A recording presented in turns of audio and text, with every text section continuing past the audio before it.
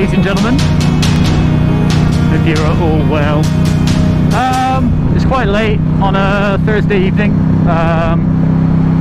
Yeah, just thought I'd go for a quick blast. I gave the bike a clean today and it's just looking fantastic. Never get bored of the looks of this bike at all. Reason for the video is two things. One of them I'll talk about a little bit later on. You can probably tell by the thumbnail. It's not clickbait, don't worry. Yeah, I was reviewing some of my content that I've made already, because the channel's doing okay. Yeah, the views are picking up, which is nice. It's still weird to think that there's people like just, you know, from wherever. I wouldn't say all over the world, but according to the analytics on YouTube, we got viewers from Indonesia, India, obviously the UK. It's kind of cool to see actually that there's some of you crazy people out there consider my content entertaining. It's a little bit wild. It's kind of surreal actually thinking about that. So I was reviewing the content and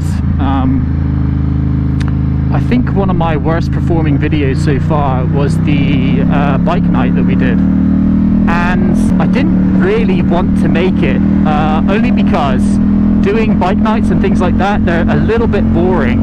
Not only as the content itself, but to make. Only reason being is, so usually there's a meet somewhere. So for example, we'll more or less meet at our local service station. Everyone hangs around, there has a coffee for 5-10 minutes, and then we all convoy up to wherever it may be, which is fine. It's nice to meet up with different people and see what other bikes are out and about, and you know, you meet some really good folks around. But the only thing with it is that then you're in a convoy, like, you know, you've got anywhere from 10, 20 to 100 bikes riding to a certain destination where there's more bikes, all sort of you know, in a gathering where it's like a bike show, or if it's like just a general kind of I don't know, show your bike off kind of thing, or meet new people, you know. So yeah, you've got that. And then in terms of actually recording the content, it's weird. So I've got to take like 5 or 6 batteries with me because these don't last very long as it is. So when you're riding in a convoy, so, I mean, it's nothing against Harley riders at all, this is just generally speaking. So the last one we did was, you know, a bunch of Harley riders. The actual ride was good fun, and once we got there, you know, some good people there and met some nice folks. But the actual ride in terms of recording, like, I'd press record, talk for a bit, and we're just doing like 30 miles an hour around B roads. And in terms of actually recording, I think we made it a third the way there. My battery ran out, and I'm like, well, I can't just pull over to change the battery in my GoPro, so I use a media mod. For those of you who don't know GoPros very well, GoPros don't have an auxiliary port for a microphone, and the microphone on them, obviously I would be able to speak to you guys through the mic that's built in. It just wouldn't work. All you would hear is wind noise. So I have a mic that kind of routes into my helmet, so I can obviously commentate while I'm riding, or not commentate, but just kind of chat away. I could just like pull over because it's a big group of riders. There was people behind me. You're all in formation, so you're riding two up on a, not two up, but like side by side on a road. And then you've got to stagger, so you're not too close to anyone in front or beside you. Now, obviously, if I pull over, I think people are going to think that I'm, I don't know, broken down or something, and then people stop, and then I'm like, no, I'm just changing my battery, so then they catch up, and then you get cars in between. It's just a bit of a nightmare, so you can't really do it. So obviously, then we got to the beach. I did a little bit of B-roll, but it's not like I could like introduce or kind of like show us riding into the beach and everyone parking up and walk around, look at the bikes and stuff. I had to like get off, say hello to some people. People were asking me about my Ducati and what, you know, where I'm from, what kind of riding I do, so on and so forth. All in the meantime, I'm trying to pull this battery out of my GoPro and get it all switched out, and then I recorded a bit of B-roll, and then, you know, we went for food and grabbed a, you know, a beer, whatever, and then everyone started leaving, so I'm like, oh balls. So I had to like change my battery again because I did loads of slow-mo footage which drains your battery as well because it uses really high frame rate. So I was the last one out at the beach car park. Luckily JP waited for me, which was nice of him, and then we had to catch up to everybody else, and we lost everyone. I think we caught up to like 4 or 5 riders who were all going to a completely different place than we were. So the whole kind of situation of it is it just makes it really difficult, and it's awkward. And then anyway, reviewing the content back after all of that kind of rigmarole was, I watched my videos back just to see, you know, where I can improve, how my editing's changed. I'm not fanboying on myself, I'm just trying to improve all the time. Like, at the end of the day, I want the best content to come out for you guys as possible. If I'm releasing videos that are a bit janky or like edited really badly, or you know, there's parts in there that could have been cut out, because I know when I speak a lot, I kind of process what I'm going to say and then say it, but there's a lot of ums and ahs, and I try and cut a lot of that out, which is why sometimes you might see me riding like this and then me riding like this, so there's a slight pause in between where I'm thinking about what to say, so on and so forth. You get the idea. Anyway, so I've got all that, and then yeah, so this bike night ride, I'm trying to edit it together, and then I was reviewing the footage and it was all a bit odd, and what's annoying is I didn't get enough content either, so I ended up adding parts onto the backside of it, so it was like 2 videos in one, so there's a weird cut in the middle. Anyway, long story short, I didn't enjoy that video. I considered taking it down, but I don't want to. I don't want to start deleting videos that are already live. I feel like that's kind of cheating. Also, eventually it would be really nice to get the channel monetized, you know, and actually build something out of the channel instead of just being, you know, like a 1 or 2 view per video kind of channel. Like, I'd like this to be something where, you know, it grows, I learn more, the content gets better, you guys can enjoy it. Like, yeah, I want to create videos where you guys get to, you know, watch 20 minutes of fun riding, me talking garbage and like yelling at people and almost hitting horses and, you know, that kind of stuff. I don't want it to be where you get 2 minutes in, you're like, what the hell, this is so boring, and you go onto someone else's video. You know, it's, by all means, watch other people's stuff, but at the end of the day, I'm making content for you guys to enjoy, and if you're not enjoying it, what's the point in me making the content? What I'm thinking is, in terms of bike nights and stuff, unless it's a really big one and I'm going by myself, so it's easier to do, I'm probably not going to do any more, at least not until I can find a good way to do it. So like my last couple videos, you know, where I broke my shifter, like, it's nice just going out on random rides, because weird things always happen. You know, I went out that one day, I wasn't even going to take my camera with me, and you know, there was horses in the road, people driving over the line, there was garbage bags flying up the, you know, it was just crazy. Like weird stuff happens, and it's just funny. Like it makes for a good video, and it's enjoyable. Yeah, I want to do a bit more of that. So like tonight, for example, there's on Facebook, I'm a part of a Ducati Owners Club. They're all based down here in Cornwall where I live, and they're all having a meet up out on the Lizard on South Cornwall. There's some lovely roads down there, but they're meeting at like 7, so for me, like, I work night shift, so I haven't got a lot of time in the evening. So yeah, they're all meeting at 7. You know, obviously I can ride down there.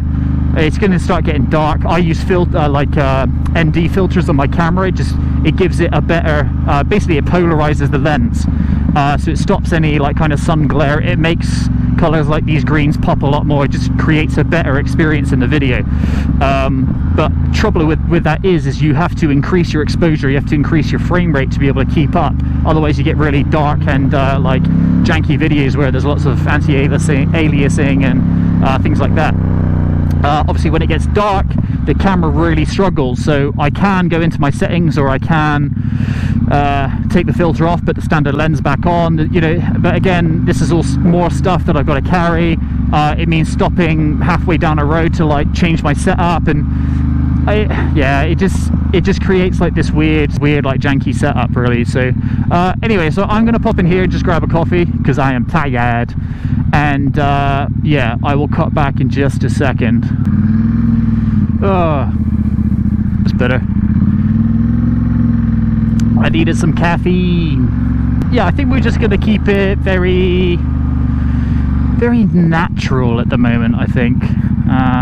Don't want to be doing too many, we're going here, we're going there, and this show, that show, bike meets. Yeah, I think we're just going to do like, you know, like fun rides out and shit like that. So I think it just makes for a better viewing experience and stuff. So anyway, so the second thing I wanted to talk about is this. Not my fuel cap, the whole bike. I love this bike. I've wanted one since I was a wee boy, and I finally got one, and I love everything about it. So why would I sell it? Now, this is a very tough subject to talk about, not in an emotional way, but because it's hard to know what the right and wrong decisions are to make. Now, when I bought this bike, I said it was my like forever bike. I was never going to sell it, and I still kind of feel that way about it. So basically, for my friends that know me, and for you guys out there who I'm about to enlighten, I have always been a massive petrol head. And my favourite car of all time, without question, and I've owned 2 of them, are the Mark I Volkswagen Caddy pickup trucks. This is also a sore subject, which is emotional. I have always wanted one, always. Just everything about them is so cool. The culture about the whole thing, like the way they look, what you can do to them, the following, everything. I just love them so much. Now, when I was 25, 26, I came out of a pretty rough relationship.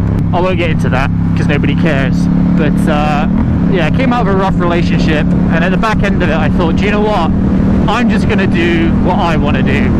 And I sold my car that I had at the time.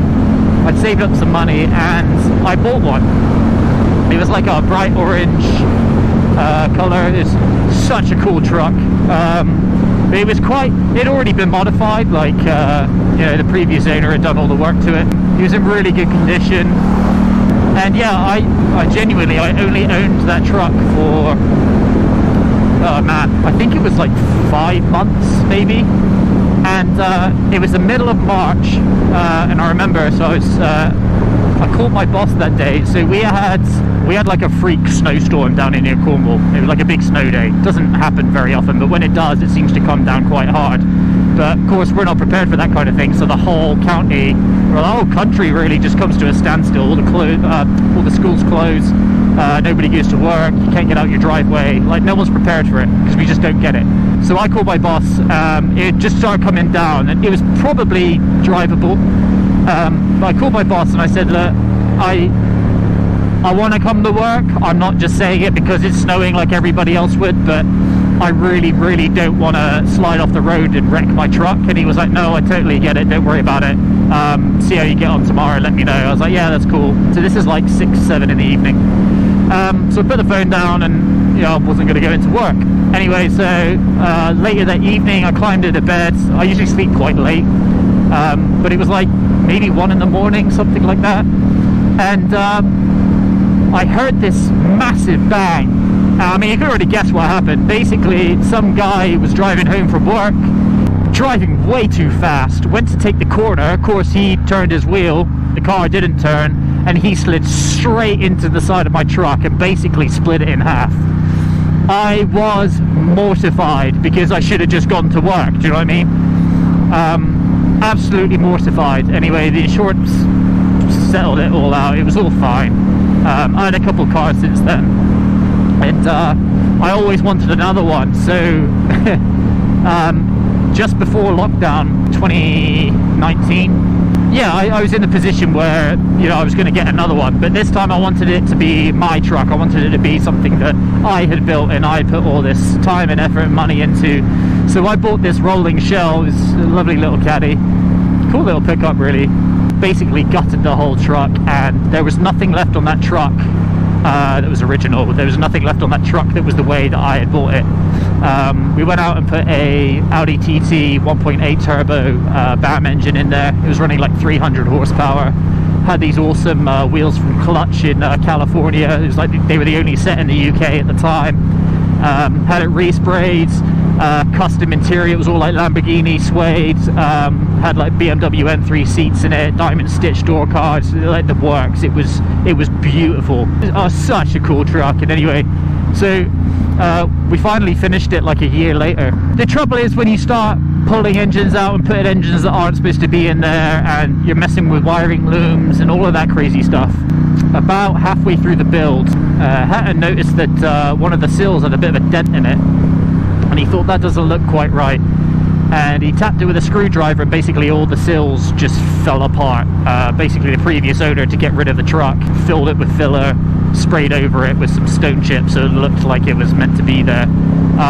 So yeah, we had to do a ton of welding.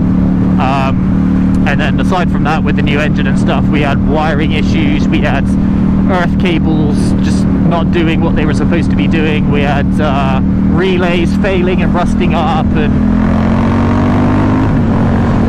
yeah, it was to say the least, it was a bit of a nightmare. So I got the truck, we finished it in, I think it was June the next year.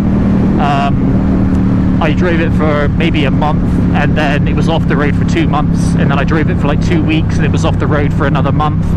And it got to a point where I was like, I've just put all this time and effort into this truck, and it's yeah, it was a bit of a heartbreak really, because it was such like it was just a massively rewarding experience to have it finished. Went on our first drive, me and my girlfriend, and oh, it was so awesome. And then it broke, and then it broke, and then it broke. And it wasn't necessarily like, you know, oh, an unreliable thing, why would you ever buy another one? It was just, like I say, when you're pulling wiring looms out and you're putting engines in there that aren't supposed to be in there, and, you know, one thing led after another, and there was just all these problems. But it was like, you know, something could go wrong, and you can't just plug it in with an OBD reader and find out what's wrong with it. That kind of thing on that truck didn't exist, you know. So it was like, so what's it doing? Well, it won't start. Okay, so you check your spark, you check your fueling, you check you know, compression, you like everything, fuel pumps, fuel lines, like electronical issues. You have to go through every relay and test them with a you know, like a reader, and months and months of trying to find problems, and you don't know where to start. And it was a fucking nightmare, to say the least.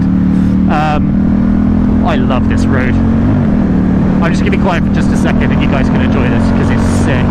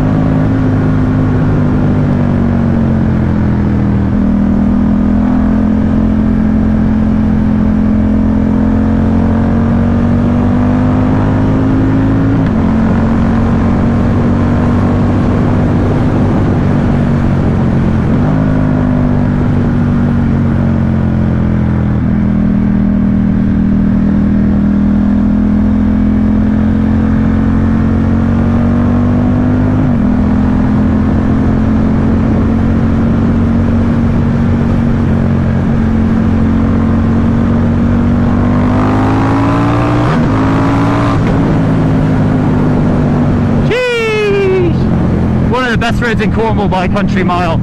I wasn't hitting it though, because I cleaned my bike earlier, and I'm pretty sure I got ACF 50 all over my tyres, like literally all over them. And it's very, very hard to get off, so we just have to kind of wear it out. It was an electrical nightmare.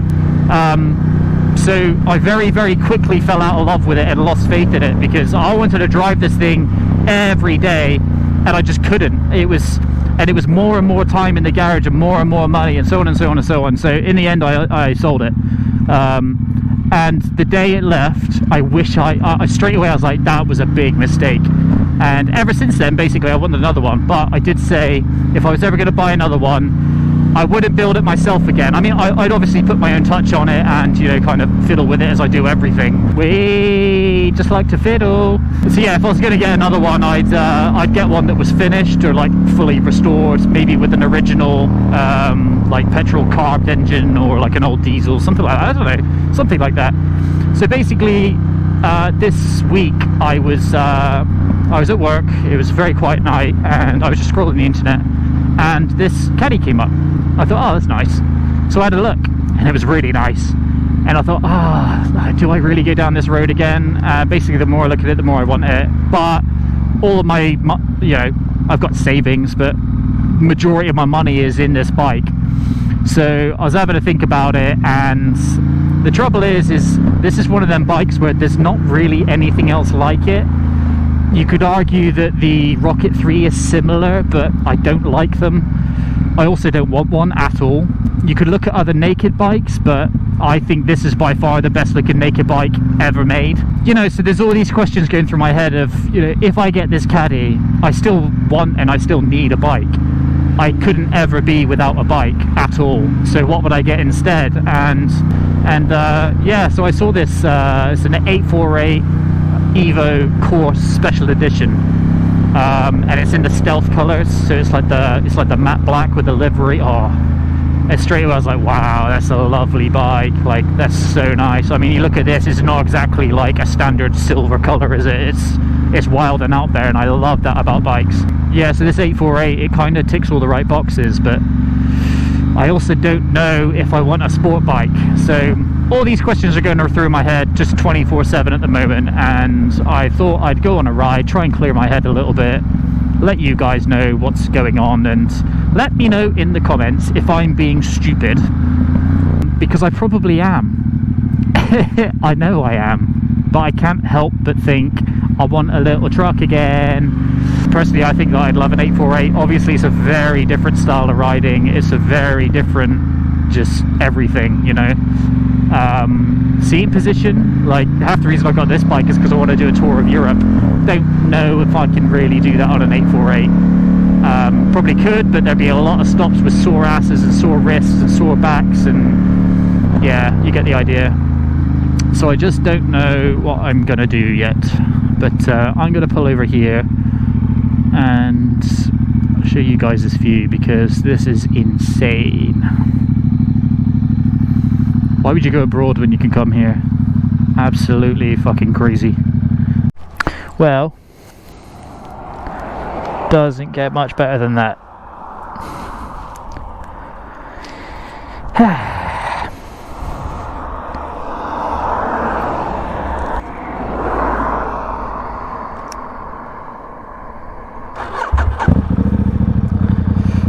Oh yeah, I was going to say as well, I actually I haven't uploaded in about a week, which is a bit annoying because I wanted to keep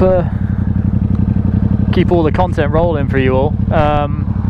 That's not because I haven't recorded. I actually recorded 2 videos recently and my sound was janky as anything. Speaking of which, I really hope this one comes out, because there's nothing more demoralizing on going on a ride, recording a whole video to only get home and none of it came out. Very annoying. But at the end of the day, I absolutely refuse to upload mediocre content to the channel. You know, sometimes as well, obviously as I said earlier, I use ND filters. It's like a polarized filter for the lens. For example, you might notice when I'm riding through here, because the sun's gone down and it's gotten a bit darker, it can get a bit fuzzy. Obviously I can't see it right now, you probably see it while I'm editing, but it can get a little bit fuzzy, but unfortunately that's just the nature of riding late at night. So I mean, for now it's not too bad. We're not in summer yet technically, but we're coming up to summer, so the evenings are drawing out. We're gonna have plenty of light, plenty of good weather, I hope. So the content should keep rolling. I want to keep making really good content for you guys. And by the way, just, you know, shameless asking out there, but if you do like the content that you're seeing, if you do enjoy the videos, please do drop a like. It really helps out. You wouldn't believe how much it helps out. If you want to, you don't have to, but if you want to and you want to see more content from me, you want to come along on the rides, drop a subscribe as well. Again, it really helps me out. It really helps me see on the analytics what videos you're enjoying, what videos you don't enjoy. So yeah, if you are enjoying it, please do subscribe. You know, and oh, of course, yeah, if you do subscribe, ring the bell notification. Every YouTuber asks you to do that. It's not whether, you know, you don't have to do it, it's up to you, but if you do, basically what it does is it allows YouTube to say, hey, Banjo Rides has released a new video, would you like to watch it? Just basically to keep you updated on the channel. So if you like the content, like, subscribe, ring the bell notification, And it just means that every time I drop a new video or there's new stuff going on the channel, you get notified by it. Otherwise, you know, you could watch one of my videos and then I could release 3 more. You may never see them, even if you really liked it. If you didn't like it, let me know, I don't mind. So yeah, no, I appreciate all of you, and I really want to say thanks for supporting the channel and coming along with for the ride with me. You know, it's I think the story behind today's ride or video is I'm not going to sell this bike. I think it's a stupid idea. I was really considering it, but every time I look at this bike, I'm like, nope, it's staying. Every time I ride it, it just doubles down on that. So I think it would be a big mistake to get rid of this. I think I'll regret it for the rest of my life. But I would like an 848. Maybe I should get one. I'd have to save up though. If anyone wants to sponsor me and give me a free bike, you know, buzz in. Appreciate you all. Thank you so much for stopping by, and I'll see you in the next one.